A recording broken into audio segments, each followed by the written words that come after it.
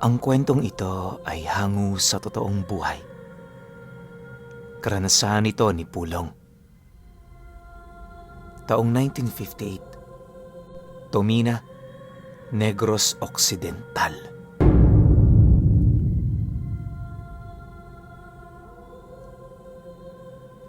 Lumaki si Pulong sa poder ng ama niyang rebelde. Sa murang edad, naranasan na niyang sumama rito sa pag-akyat sa mga kabundukan, makatakas lamang sa mga kamay ng sundalo. Ni minsan hindi niya nabalita ang sumuko ito, gawa ng namulat yon sa isang matibay na adhikain at ideolohiya ng kanilang grupo. Sa edad din noon ni Pulong na 13 taong gulang, nakakaya na niyang bumaba at umakyat ng bundok na walang kasama.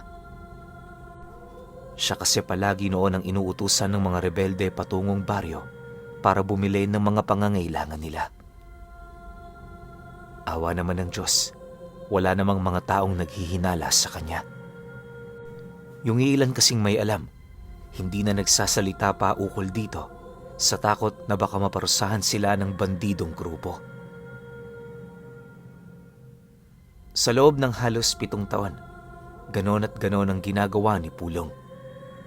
Minsan hinihikayat na siyang sumali sa samahan, pero mariin yung tinututulan ng kanyang ama. Ayon dito, kapag patay na siya, doon pa lamang nila subukang hikayatin ang anak niya. Ang iniiwasan kasi nitong makita ay yung mga pangyayaring maaaring maganap sa kasagsagan ng inkwentro.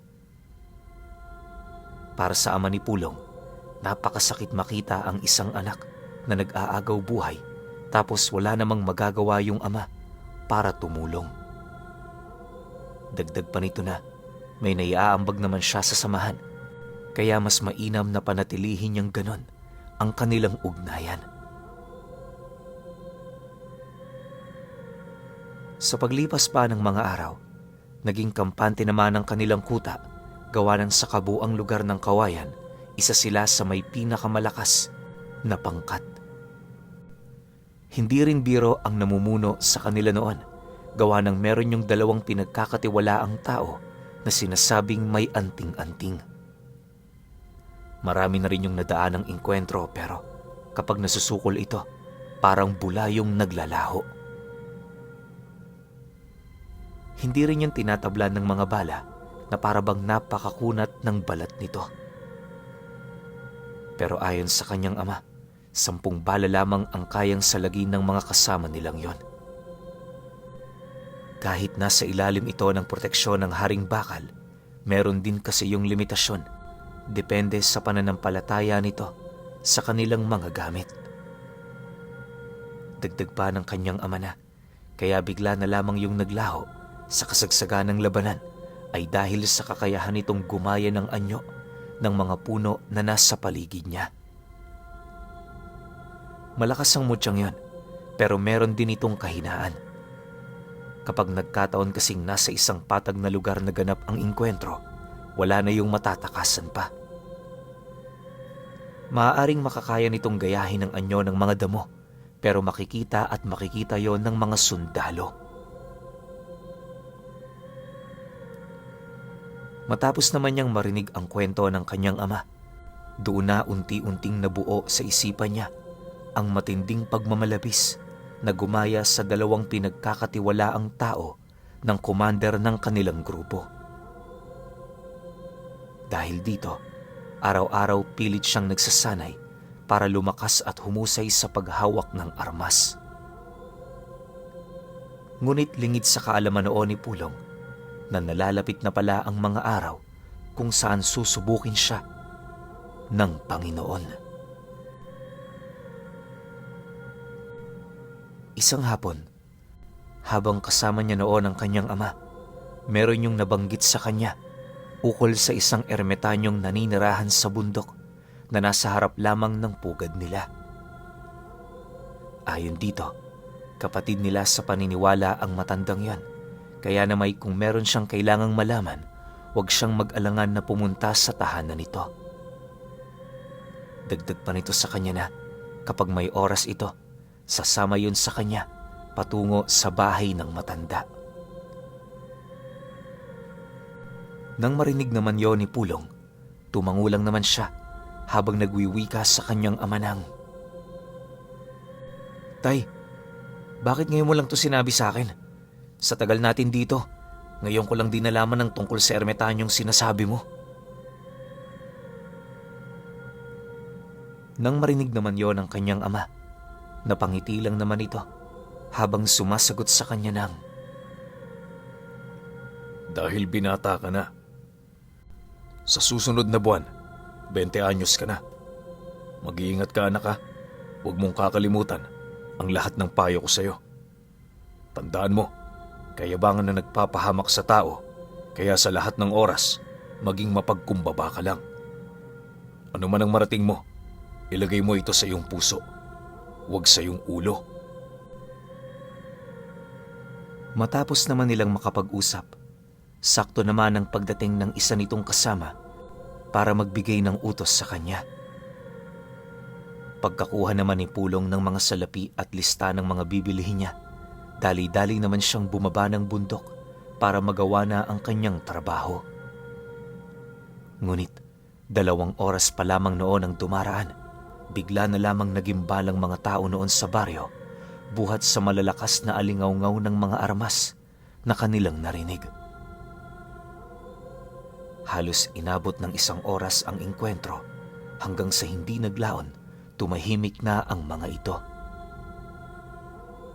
Maya-maya pa, doon na sumalubong kay Pulong ang iilang mga sundalong may daladalang mga bangkay. Sa unahang hanay ng mga ito, nasipat niya ang commander ng kanilang pangkat at sa sumunod naman, nakita niya yung 2 pinagkakatiwalaan nitong tauhan na wala na ring buhay. Isinama rin ng mga sundalo ang lahat ng opisyal nito, kabilang ang kanyang ama. Dahil sa pangyayaring yon, kahit gustong-gusto na niyang sumigaw, pinili niyang ikubli ang kanyang emosyon. Medyo nababahala rin kasi siya, gawa ng ang ikinakatakot niya, baka madakip siya ng mga militar. Pagkaraan pa ng ilang minutong pagmamasid, doon naman bumungad sa kanya yung iilan nilang mga kasamang tulalang naglalakad. Yung iba pa simpleng tumitingin sa kanya, pero hindi na siya nito pinapansin. Maya-maya pa, dahan-dahan naman siyang hinila ng may-ari ng tindahang pinagbilhan niya para palayuin na sa lugar na yon. "Pulong, umalis ka na. Hindi ka naligtas dito. Kapag may nakakita sa'yo, mag-aabiso na yon sa mga sundalong nakabase rito sa baryo." Pabulong na wika ng may-ari ng tindahan. Nang marinig naman niya ang sinabi nito, dali-dali naman siyang tumakbo papalayo habang pahikbing umiiyak. Hindi naglaon, nang makalabas na siya sa baryo, tahimik naman siyang tumungo sa isang lugar na walang katao-tao para magpahinga. Sa lugar na yon, muling inalala ni Pulong ang mga magagandang karanasan niya kasama ang samahang yon. Kahit hindi na rin niya mawari kung ano ang kanyang gagawin, minabuti niyang manatiling kalmado nang sa gayoy makapag-isip siya ng magandang plano. Kakamasid niya noon sa paligid, doon na sumagi sa kanyang isipan yung ermitanyong nailahad ng kanyang ama bago yun mamatay sa engkwentro.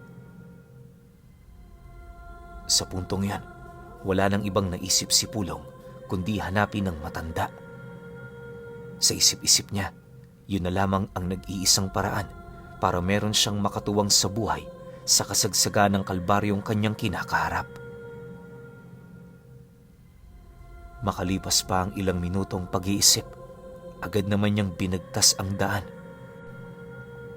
patungo sa kabilang bundok na nasa harap lamang ng dati nilang pinagkukutahan. Ngunit pagdating niya sa kalsadang nagdudugtong sa kanilang baryo, doon niya nakita ang isang pulutong ng mga sundalo na gumagawa ng pagsisiyasat sa mga taong napapadaan. Alam ni Pulong na nakita na siya ng mga ito, kaya naman ang ginawa niya, ipinagpatuloy ang kanyang paglalakad habang pilit na umaaktong normal. Sa pagdating naman niya sa kinaroroonan ng sundalo, dahan-dahan naman siyang nilapitan ng dalawa habang seryosong nagtatanong sa kanya ang isa sa mga ito ng, Noy, gabi na. Ano ba ang ginagawa mo rito sa labas? Hindi mo ba narinig ang mga putukan kanina? Delikado na sa lugar na ito. Bumalik ka na sa bahay niyo. Nang marinig naman ni Pulong ang sinabi nito, dahan-dahan naman niyang ibinaba ang mga pinamili niyang pagkain habang mahinahong sumasagot sa mga sundalo ng, Pauwi na nga ho ako eh. Yung bahay po namin, nasa bundok na yan. Pasensya na ho kayo sa abala. Dahil sa kanyang sinabi, wala namang nagawa ang mga sundalo kundi ang hayaan siya. Hindi naglaon nang makalayo na si Pulong sa lugar na yon. Agad naman niyang tinahak ang daan patungo sa bundok na pinaghihinalaan niyang tirahan ng ermitanyo. Hindi man siya sigurado sa bagay na yan, mas pinili niyang hanapin ito, gawa ng nasisiguro niya na yun na lamang ang nag-iisa niyang kasangga. Subalit sa kasamaang palad, ilang oras na ang dumaan, hindi niya pa rin nahanap ang bahay nito. Paikot-ikot na rin si Pulong sa bundok, pero wala talaga siyang nakita kahit isang maliit na kubo man lang. Sa paglalim pa ng gabi, tuluyan na nga siyang nawala ng pag-asa na mahanap ang matandang yon. Isipin ninyo, maliban sa napakadilim na kakahuyan, hindi niya rin bistado ang lugar. May daladala rin siya noong gasera, pero alam naman niyang hindi yun dapat nasindihan, lalo pat kitang-kita ang liwanag nito sa mismong kinaroroonan ng mga sundalo. Maaari ring may mabulabog siyang mga nilalang sa lugar na yon, kung kaya't minabuti niyang manatili na lamang sa lugar kung saan man siya naroon. Mag-alas-dos na ng madaling araw, wala pa ring pagpaparamdam ang ermitanyo sa kanya. Akala niya purong kwento lamang ang ibinahagi ng kanyang ama, pero kalahating oras pa ang dumaan, meron siyang narinig na may hinang pagyanig sa lupa. Hindi niya mawari noon pero malakas ang kanyang kutob. Nagmumula yun sa mga yapak ng kung anong nilalang. Maya-maya pa, pagramdam naman niyang nasa likod na niya ito, doon bumungad sa kanya ang isang dambuhalang hayop na parabang unggoy kung titingnan. Punong-puno yun ng balahibo sa katawan, tapos kulay berde ang mga mata nito. Ayon din kay Pulong na, sa pagkakatanda niya, kasing taas yun ng isang puno. Kapag naglalakad nga ang nilalang na yon, hinahawi nito ang mga sanga ng punong humaharang sa dinaraanan nito. Dahil sa kanyang nakita, bigla naman siya noong napasigaw ng malakas at nung akmang kakaripas na siya ng takbo, meron siyang narinig na boses ng matanda na nagsasabi ng, Akala ko ba hinahanap mo ko? Bakit ngayon tatakbo ka? Nang marinig naman ni Pulong ang sinabi nito, ang buong akala niya, yung nilalang ang kumakausap sa kanya. Pero pagsilay niya sa may bandang ulo nito, nasipat niya ang isang nakaupo roon habang tahimik siyang pinagmamasdan. Hindi naglaon, bigla naman yung lumundag mula sa itaas ng nilalang at kasabay nito ang paglapag nito sa kanyang tabi nang hindi man lang bumabaluktot ang dalawa nitong tuhod. Sa pagsilay naman niya ng malapitan sa matanda, doon niya nakita ang napakaamo nitong muka. Matapos naman nilang magkatitigan, agad naman siya nitong inabisuhan na maupo na muna. Dagdag pa nito na wala rin siyang dapat na ipagmadali, lalo pat hawak nila ang kanilang mga oras. Sa pagpapatuloy ng kanilang pag-uusap, Nailahad naman ng matanda ang nararamdaman nitong lungkot buhat sa mga nangyari. Sinisiri nito ang kanyang sarili dahil sa pagiging kampante at kawalan ng oras para sa pangkat ng mga rebelde na itinuturing niyang kaibigan. Pagtatapat pa nito sa kanya na kaya siya nakiisa sa layunin ng grupong yan ay dahil sa alam niyang malinis ang hangarin ng commander nito. Matapos naman ang kanilang pag-uusap, seryoso naman siyang tinanong ng matanda kung meron pa ba siyang natitirang pamilya na maaari niyang malapitan. Nang marinig naman yun ni Pulong, umiling-iling lang naman siya habang sumasagot doon ng, "Wala na hong natitira. Yung nanay ko kasi matagal na ring pumanaw eh. Nakakahiya man hong sabihin pero kayo na lang ngayon ang malalapitan ko." Dahil sa sinabi ni Pulong, walang pagdadalawang isip naman siyang kinupkop ng matandang yon. Ilang oras pa ang dumaan nang mapansin nilang papasikat na ang araw. Agad naman nilang tinahak ang paanan ng bundok hanggang sa marating na nila ang parte nitong merong isang maliit na sapa. Pagsilay naman ni Pulong sa paligid, napangiti lang naman siya dahil sa nasipat niyang isang maliit na sakahan.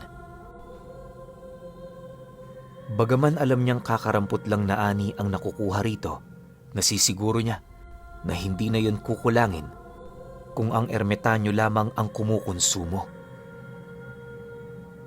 Sa unahang parte rin ng sakahang yon, nakita niya ang isang mumunting kubo na merong napakalinis na bakuran. May mga barong-barong din sa gilid nito na siya namang pinagpapahingahan ito tuwing hapon. Sa pagdating naman nila sa lugar na yon, agad namang itinuro sa kanya ng matanda ang kanyang silid na tutuluyan. Inilahad din ito sa kanya ang mga bagay na kanyang gagawin para naman kahit papaano hindi sila gaanong mahirapan sa lugar. Nang marinig naman ni Pulong ang sinabi nito, walang pagdadalawang isip naman niyang inilahad sa matanda ang hangarin niyang maging isang disipulo nito. Ayon sa kanya, matagal na niyang gustong maging isang antingero, kaya na may hindi niya sasayangin ang pagkakataong yon. Mariin niya rin doong inilahad na handa siyang gawin ng lahat, matanggap lamang siya ng matanda. Dahil sa kanyang sinabi, tumawa lang naman ang ermitanyo habang sumasagot sa kanya ng, Ganun ba? O sige, pagbibigyan kita. Tatanggapin kita bilang disipulo ko kung mapapatunayan mo ang sarili mo. Hindi biro yung papasukin mo, iho. Kaya bibigyan kita ng 1 linggo para makapag-isip. Kapag hindi nagbago ang pasya mo, uumpisahan na natin ang unang yugto ng pagsubok.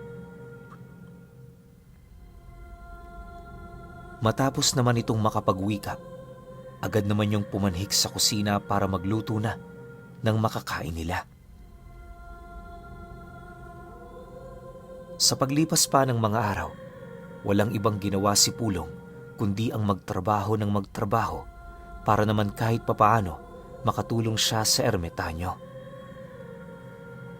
1 linggo pa noon ang dumaan, nanatili pa ring hindi nagbabago ang kanyang pasya. Nang mapansin naman yon ng matanda, wala na yung nagawa kundi pagbigyan ang kanyang kahilingan.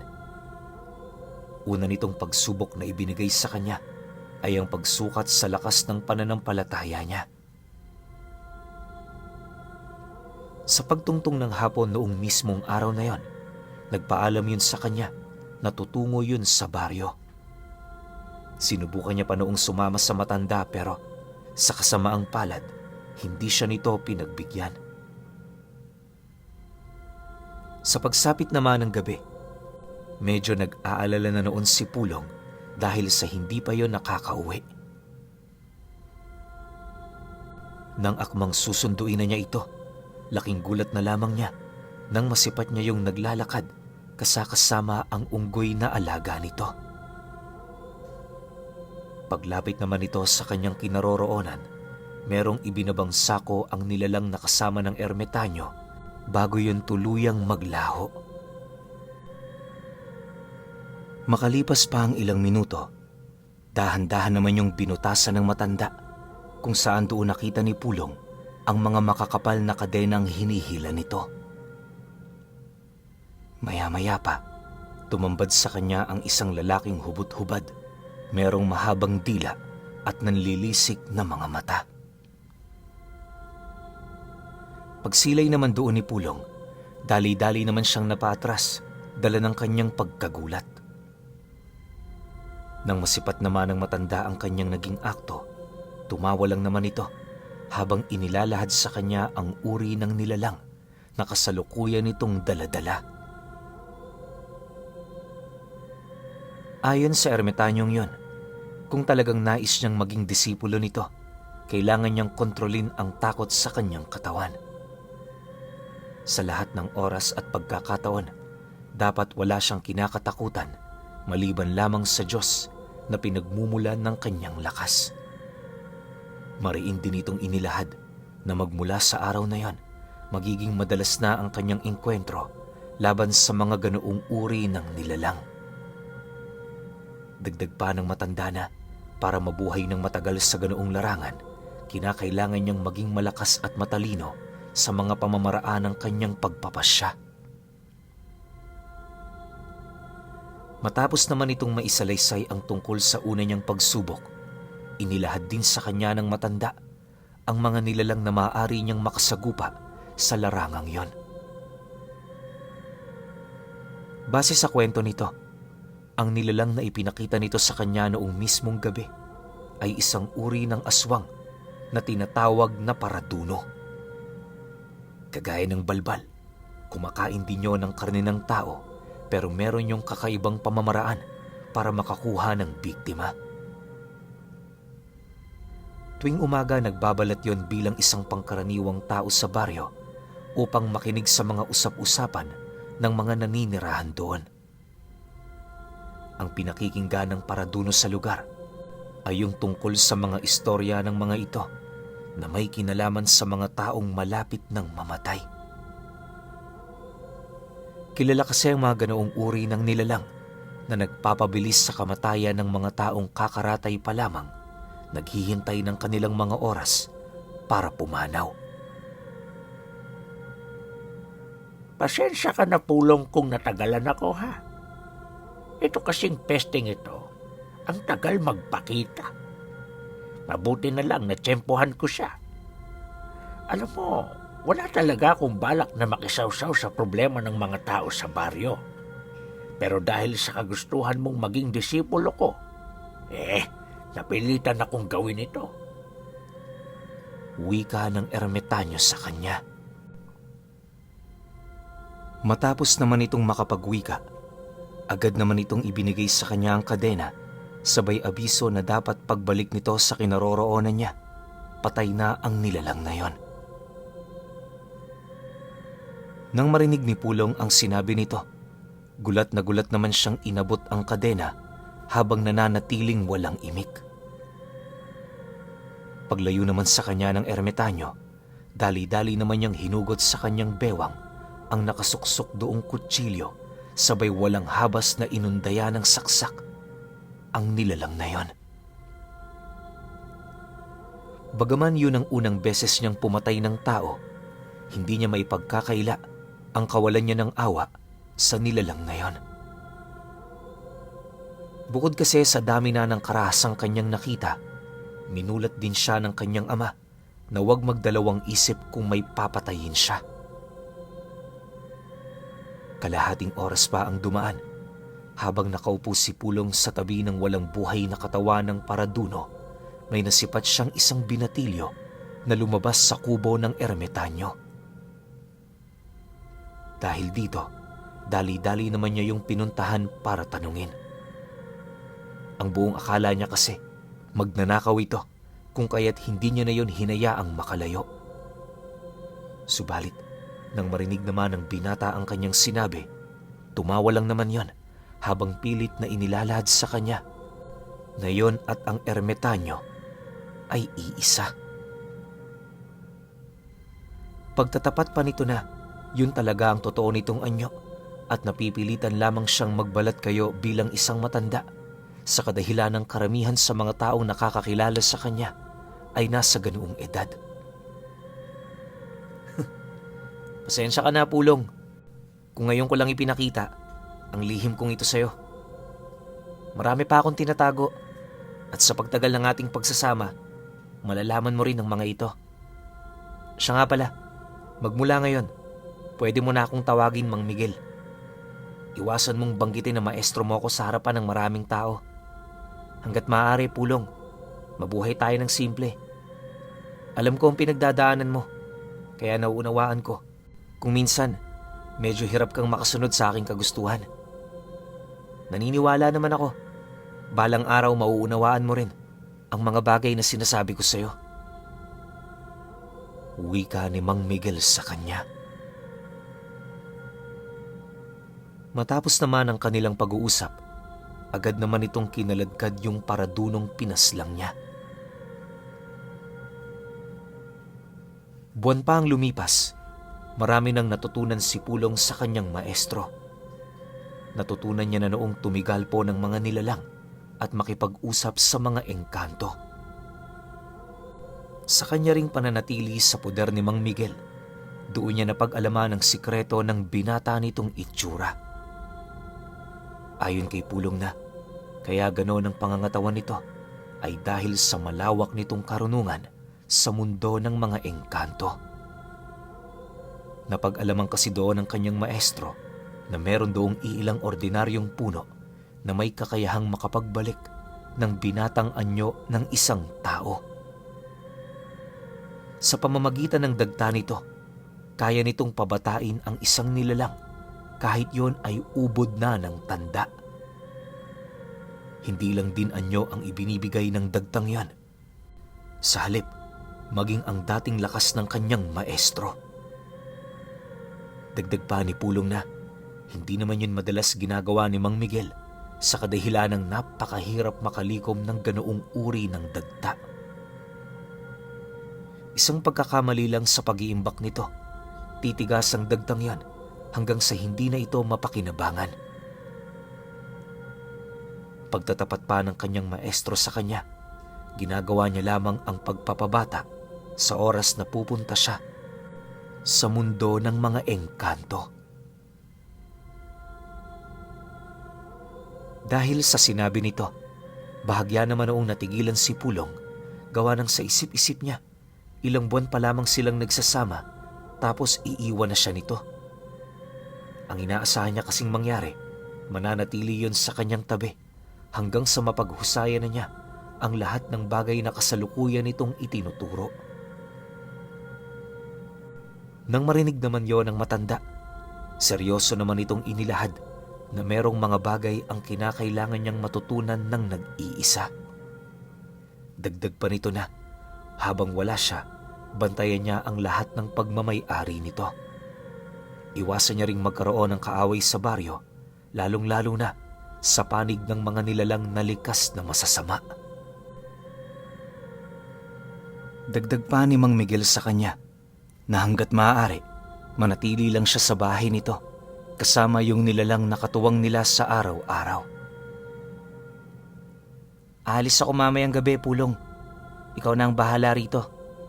Tandaan mo, maligalig ang mga nilalang sa baryo kapag natutunogan nilang wala ako. Kung merong bisita rito, ikaw na ang bahalang kumarap sa kanila. Naniniwala ako sa'yo. Napatunayan mo na sa akin ang lakas mo. Wika ng kanyang maestro matapos naman itong mailahad sa kanya ang lahat-lahat. Nang marinig naman ni Pulong ang sinabi nito, wala na nga siyang nagawa kundi ang sumang-ayon. Ilang minuto pa ang dumaan, dali-dali naman yung bumalik sa loob ng kubo para ihanda na ang mga dadalhin nitong gamit. Bago pumatak ang 12:00 ng hating gabi, ipinakita sa kanya ni Mang Miguel kung papaano buksan ang lagusan patungo sa kabilang mundo.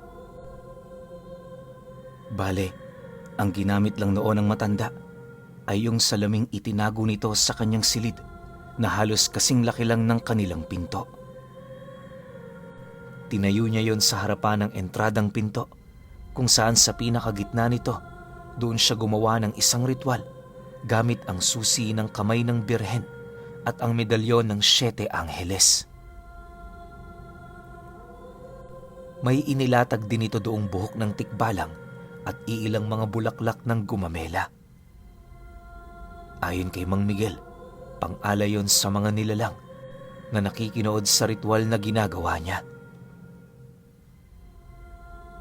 Makalipas pa ang ilang minuto, pagtungtong ng hating gabi, doon na yon nagsimulang mag-usal sa harapan ng salamin. Si Pulong naman nasa labas ng kubo, tahimik na nagmamasid kasama yung mga engkanto na naninirahan din sa pamamahay nila. Maya-maya pa, laking gulat na lamang niya nang masipat niya ang biglang pag-alon ng refleksyon ng pinto sa salaming yon. Pagsilay naman doon ng matanda, dahan-dahan naman yung tumayo at kasabay nito ang pagpasok nito sa salamin. Bago yun tuluyang maglaho, mariin naman itong inilahad kay Pulong na bantayan niya ang salaming yon sa lahat ng oras at pagkakataon.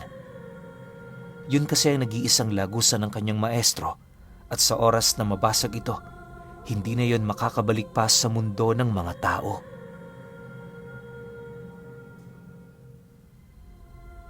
Sa pagbalik ng katahimikan sa paligid, dali-dali niyang binalot ng puting tela ang salamin, sabay pasok nito sa loob ng kubo. Matapos nun, isinarado na din niya ang pinto para makapagpahinga na. Kinabukasan, naging maayos naman ang lahat. Sa mga unang linggo, iginugol ni Pulong ang kanyang atensyon sa pag-aalaga ng kanilang mga pananim at iilang mga alagang hayop. Ganon at ganon lang ang kanyang ginawa. Hanggang sa hindi naglaon, nakaramdam na siya ng pagkaburyong. Dahil dito, minabuti niyang pumanhik na muna sa baryo para dalawin ang mga dating kaibigan ng kanyang ama. Bago naman niya nilisan ang pamamahay nila, sinigurado naman niyang may mga kaibigan siyang nakabantay sa labas ng silid ng kanyang maestro. Naglatag din siya ng iilang mga pangontra nang sa gayoy maitaboy ang mga nilalang na maaaring mapadpad sa lugar nila. Matapos naman niya yung gawin, dali-dali naman siyang naligo sa sapa. Kinahapunan, habang binabagtas niya ang daan patungong baryo, hindi naman niya mawari kung ilang buwan na ba ang dumaan magmula noong pumanaw ang kanyang ama. Sa bilis kasi ng pag-ikot ng oras at sa dami ng kanyang ginagawa, hindi na niya gaanong napagtuunan ng tungkol sa nangyaring malagim na insidente sa pangkat ng mga rebelde na minsan itong kinabilangan. Sa pagsilay naman niya sa bundok na madalas niya noong daanan, hindi naman niya maiwasang makaramdam ng lungkot at panlulumo buhat sa mga nangyari. Gayunpaman, ang nakaraan ay tapos na. Kahit ano pang paghihinagpis ni Pulong sa mga nangyari, alam niyang hindi na magbabago ang lahat. Makalipas pa ang ilang minutong paglalakad, nang marating na niya ang baryo, doon bumungad sa kanya yung mga tindahang madalas niya dating pinagbibilhan. Sa unang tingin, wala naman siya doong napansing kakaiba, pero nang akmang lalapitan na niya ang mga ito, doon niya nasipat yung 3 matanda, masayang nakikipag-usap sa kakilala niya.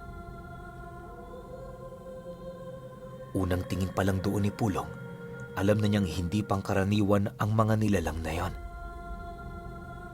Kahit gaano pa kasi kahusay ang pagbabalat kayo nito, hindi pa rin yung nakalusot sa kanyang ikatlong paningin. Dahil dito, pasimple naman siya doong lumapit habang marahan yung itinataboy gamit ang mga pantigalpong dasal. Nang mapansin naman yon ng mga nilalang na yan, bigla naman tong nagsiangil habang seryosong nagtatanong ang isa sa mga ito ng, Sino ka? Bakit mo kami tinutulak papalayo? Nang marinig naman ni Pulong ang sinabi nito, walang pagdadalawang isip naman siyang sumagot ng, Kaibigan ko ang ginagambala ninyo. Pasensya na, pero hindi ko kayo pahihintulutan sa inyong mga ginagawa. Sa ngayon, dalawa lang maaari ninyong pagpilian. Umalis sa lugar na ito o makipaglaban. Dahil sa kanyang sinabi, tahimik namang nilisan ng mga paraduno ang lugar.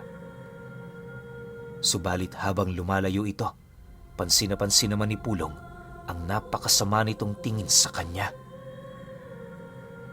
Maya-maya pa, agad naman siyang napasilay sa loob ng tindahan matapos niyang masipat yung lalaking palagi niyang pinagbibilhan sa mga sandaling inuutusan siya noon ng kanyang ama. Kagaya ng huli nilang pagkikita, masaya naman siya nitong kinumusta ukol sa bago niyang pinagkakaabalahan sa buhay. Sa kanilang pag-uusap, doon na nga niya tuluyang napag-alaman ang tungkol sa kalagayan ng ama nito. Ayon sa lalaki, inaasahan na nitong hindi na magtatagal ang kanyang ama, pero kahit papaano, pinipilit niyang ipakita roon na hanggang sa huli, patuloy niya yung dadamayan. Nabanggit din ito sa kanya ang tungkol sa paulit-ulit na pagbisita ng mga taong kanyang sinita. Dagdag pa ng may-ari ng tindahan, hindi niya alam ang pakay nito sa kanya, pero malakas ang kanyang kutob na meron niyang binabalak na masama. Nang marinig naman yun ni Pulong, hindi na siya nagdalawang isip na ilahad ang tungkol sa totoong pagkatao ng mga nilalang na bumibisita sa pamamahay nito. Matapos namang malaman ng lalaki ang tungkol sa mga ito, halos hindi naman yun gaanong makapaniwala. Lumaki na lamang kasi yun sa mundo na hindi pa nakakasilay ng mga nilalang na kanyang nabanggit. Pagkaraan pa ng ilang minuto nilang pag-uusap, nagdesisyon naman ng lalaki na ipakita sa kanya ang ama nito. Dahil sa sinabi nito, hindi na rin siya nagdalawang isip na sumang-ayon. Maya-maya pa, nang makarating na sila sa isang silid, doon bumungad sa kanya ang isang matanda na halos hindi na makaupo buhat sa matinding katandaan. Butot balat na rin yon, senyales na hindi na yon gaanong nakakakain. Maya-maya pa, bahagya naman sila noong napatahimik nang masipat nila ang matandang dahan-dahang iminumulat ang mga mata nito. Pagsilay naman ito sa kanya, bigla na lamang siya nitong hinawakan habang nagwiwika yun ng, Mabuti naman at tumawag ka na ng albularyo. Kagabi pa ako nakikipaglaban para sa buhay ko. Nasa paligid lang sila, naghihintay na mawala ka. Pakiusap anak, magmakaawa ka sa taong ito na manatili rito sa bahay. Hindi ko na alam kung ano pa ang mangyayari sa akin mamayang gabi. Dahil sa sinabi nito, si Pulong na mismo ang nagkumpirma ukol sa kalokohang ginagawa ng mga paraduno. Upang hindi na rin mag-alala ang matanda, siya na mismo ang nagbigay abiso rito na hindi niya yun iiwan anuman ang mangyari. Matapos naman ang kanilang pag-uusap, dali-dali naman siyang lumabas kasama ang lalaki para ilahad dito ang nais niyang mangyari. Ayon kay Pulong na, malalakas na uri ng mga aswang ang paraduno kung kaya't kinakailangan niyang kompletuhin ang kanyang mga gamit bago makipaglaban sa mga ito. Mariin niya ring inilahad doon na hanggat hindi pa siya bumabalik, wag na wag yung makikipag-usap sa mga tao. Siguraduhin din niyang nakakandado ang lahat ng pintuan at bintana nang sa gayoy wala nang makatiktik sa kanilang ginagawa sa loob ng bahay. Matapos naman yung mailahad ni Pulong, agad naman niyang nilisan ang lugar na yon. Hindi naglaon, nang makabalik na siya sa kanilang pamamahay, agad naman niyang inalerto ang mga kaibigan ng kanyang maestro ukol sa mga nangyayari. Pagkarinig naman ng mga tamawo sa kanyang abiso, mabilis naman yung nagsuot ng mga baluti at kasabay nito ang pagpalibot sa kubo ng halos hindi mabilang na mga kawal. Binubuo ng mga diwata, mandirigmang tamawong gubat at mga laman lupa ang kasalukuyang nagbabantay noon sa tahanan ni Pulong. Sa loob naman ng kubo, nakalatag ang mga malalakas na uri ng patibong, kagaya ng mga sumpang kayang lumusaw ng kaluluwa, kalakip ang iilang mga bagat na may kakayahang dalhin sa ibang dimensyon ang mga nilalang na hindi likas na naninirahan sa lugar na yon. Nang maihanda na ni Pulong ang lahat, dali-dali naman siyang tumungo sa kanyang silid para kunin ang kanyang sandata. 2 bolong napakatalas na mayroong kadena sa mga ulo nito, ang pangunahing armas na hinasa sa kanya ng kanyang maestro. Pagtali naman niya ng mga kadena sa kanyang braso, agad naman niya yung isinuksok sa kanyang tagiliran sabay kuha ng iilang mga garapon na naglalaman ng mga malalakas na pangontra laban sa mga aswang. Matapos nun, taimtim niyang itinaas ang bakod at puder sa kanyang katawan, sabay tahak ng daan patungong baryo. Sa kanyang paglalakad, maigi naman niyang tinandaan ang abiso sa kanya ng kanyang maestro. Bagaman alam niyang maling makialam sa mga masasamang pamamalakad ng mga paraduno, pero sadyang hindi niya matiis na magmaang-maangan na lamang sa mga nangyayari. Naniniwala din siyang sangkot na siya sa kaguluhang yon, kung kaya't sa ayaw at sa gusto niya, kinakailangan niya roong tumulong. Maya-maya pa, nang marating na niya ang baryo, unang bumungad sa kanya ay yung 3 matanda na nakatayo sa tabi ng daan. Nakayuko ang mga ito pero alam ni Pulong na siya ang pinagmamasdan ng mga nilalang na yon. Gayunpaman, minabuti niyang wag na muna itong pansinin dahil sa iilang mga inosenteng tao na nasa labas pa ng mga bahay nito. Sa paglalim ng gabi, tahimik na ang buong paligid. Si Pulong noon at ang lalaki, walang ibang ginawa kundi ang maghintay sa loob ng bahay. Yung asawa naman ito, nasa loob ng silid ng matanda, maigi yung binabantayan. Makalipas pa ang ilang minutong pananahimik, bigla namang lumapit sa kanya ang lalaki para magtanong. Ang buong akala kasi nito, nagkamali lang si Pulong, kaya na may nais nitong kumpirmahin kung totoo ba ang kanyang mga hinala. Nang marinig naman niya ang sinabi nito, inabisuhan naman niya yung manahimik gawa ng hindi gaanong naririnig ang mga paraduno tuwing gabi.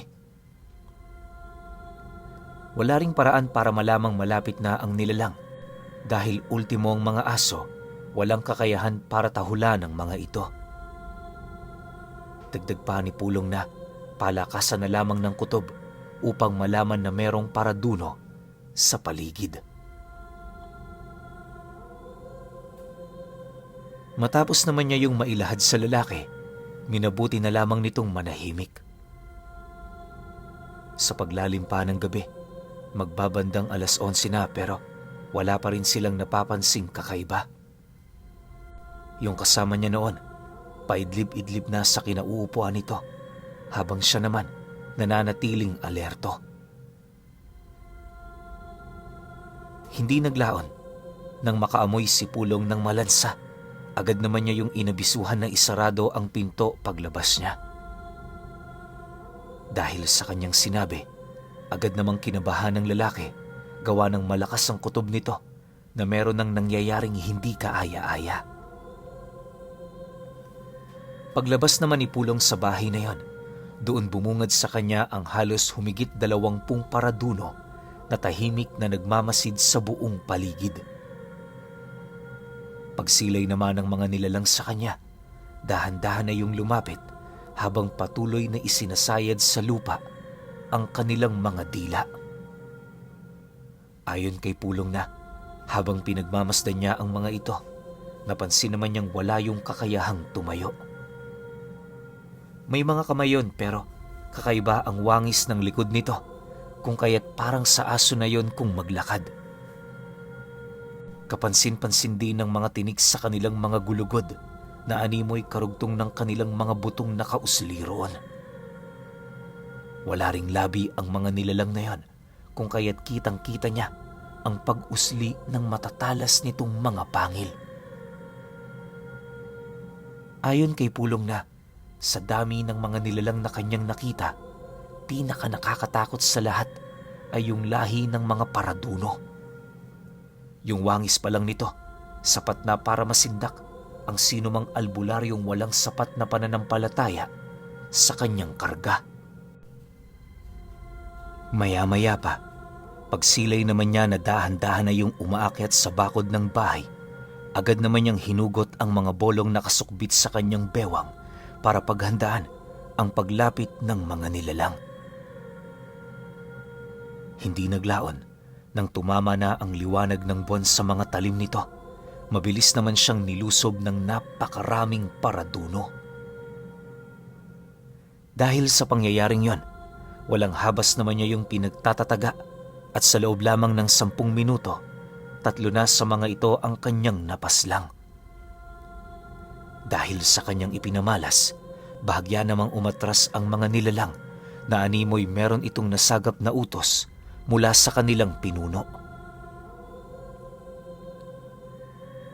Nang maantala na pansamantala ang kanilang paglalaban, nasipat niya ang isang lalaking nakasuot ng baliktad na krus. Taliwas sa mga paradunong kanyang nakalaban, nakatayo ang nilalang na yon. May nanlilisik din yung mga mata at sa estado nito, parang yon ang pinuno sa ang kanila.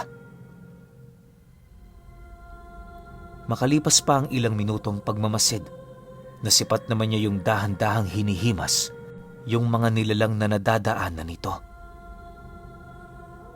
Sa pagtitig naman nito sa kanyang mga mata, pilit nitong binabasag ang kanyang bakod at puder, pero nagawa niya yung mapigilan.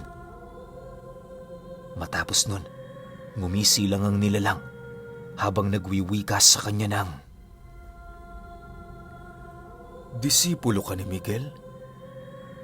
Sa pamamaraan mo ng pakikipaglaban, masasabi kong isang mahusay na ermetanyo ang humasa sa'yo.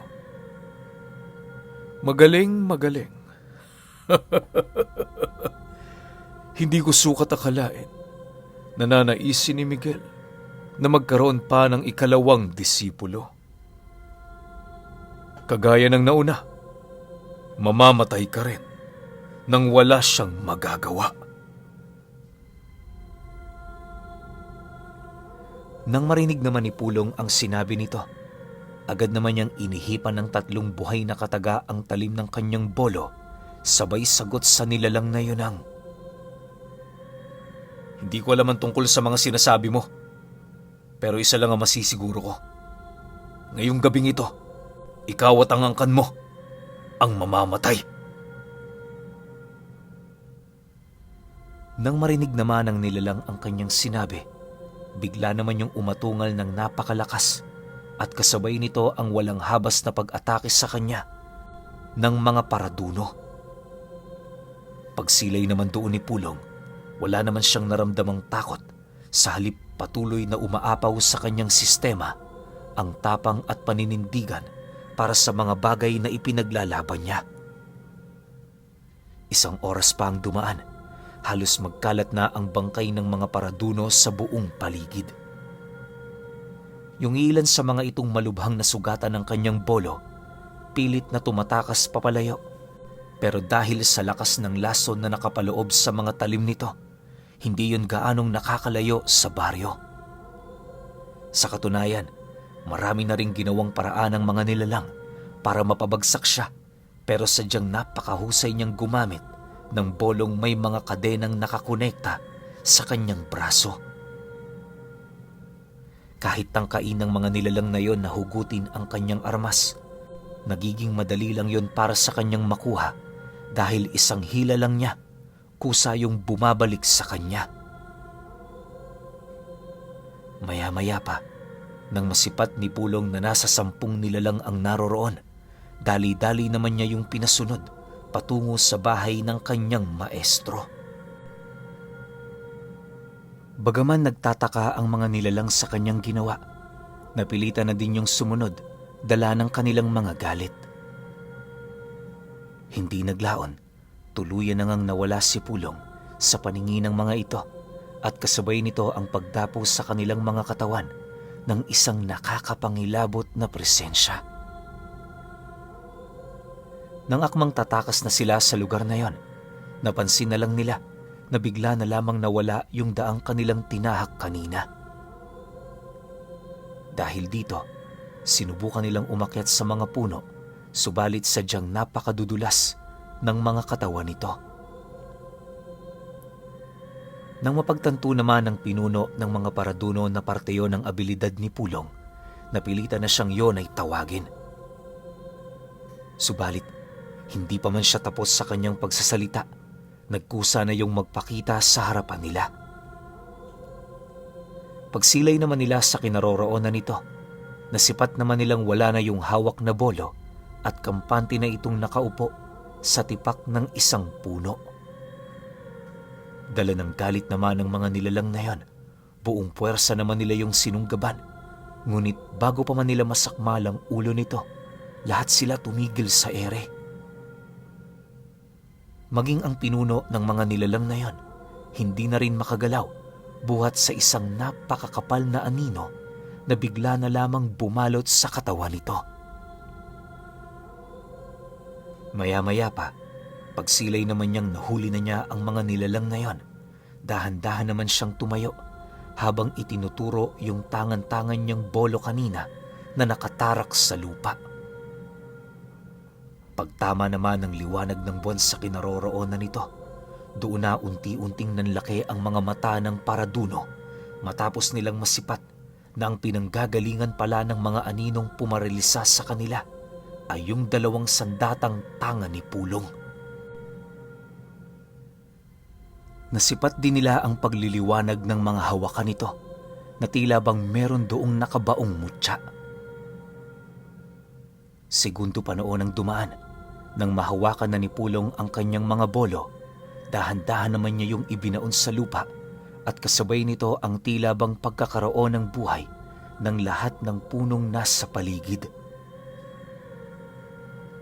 Bago pa man mamalayan ng mga nilalang na yon, tumarak na sa mga katawan nila ang mga matatalas nitong sanga. Unti-unti na rin nilang nararamdaman na sinisipsip na ng mga ito ang kanilang mga kalamnan hanggang sa maramdaman na nila ang biglang paghugot ng mga ito sa kanilang mga kaluluwa. Pagsilay naman doon ni Pulong, matyaga naman niyang hinintay na matuyot ang mga katawan ng mga nilalang na yon. Hindi naglaon, paisa-isa na nga yung humandusay sa lupa, hudyat ng kanilang pagkamatay. Dahil dito, agad naman niyang inutusan ng mga punong binigyan niya ng buhay na ilibing na ang mga nilalang. Matapos ang mga pangyayaring yan, nagmamadali naman siyang bumalik sa baryo. Pagdating niya sa bahay ng lalaki, nang mapansin niyang tulog na ang mga ito, minabuti naman niyang umuwi na sa bahay ng maestro niya. Sa pagdating niya sa lugar na yon, doon bumungad ang napakaraming kawal ng mga engkanto na kanina pang nagbabantay. Bawat isa sa mga ito, armado hanggang ngipin, na tila bang meron yung hinihintay na isang malaking digmaan. Pagsilay naman ito sa kanya, dali-dali naman yung nagbigay ng daan. 6 na linggo pa ang lumipas, hindi pa rin bumabalik ang maestro niya. Halos inabot na din yon ng kalahating taon bago yun makabalik sa kubo nito, bitbit ang iilang mga mahalagang medisina. May dala rin yung mutya para sa kanya na siya namang pangatlo sa mga mahihiwagang armas na kanyang namana. Ayon kay Pulong na, yung bolo na kanyang ginamit laban sa mga Paraduno, iniiwasan niya talagang gamitin ito, gawa ng hindi yun marunong kumilala ng mga kalaban. Basta sino man ang tinamaan ng mga sanga nito, kusa yung mamamatay nang wala siyang magagawa. Pero alam niyo, Pinuno, na magmula noong nalipol ni Pulong ang mga Paraduno sa kanilang lugar, doon niya tuluyang napagtanto na yon ang pinakamahalagang rason kung bakit siya nakaligtas sa engkwentro na ikinasawi naman ng kanyang ama, na siyang nagpakilala sa kanya kay Mang Miguel na isang misteryosong ermitanyo. Ngunit sa tinagal-tagal ng pananatili niya kay Mang Miguel at sa dami na rin ng natutunan niya, alam niya sa kanyang sarili na wala nang makakahigit pa sa kanyang lakas. Maliban na lamang siguro kung makakaharap niya yung palaging ikinukwento sa kanya ni Mang Miguel na hari ng mga Paraduno.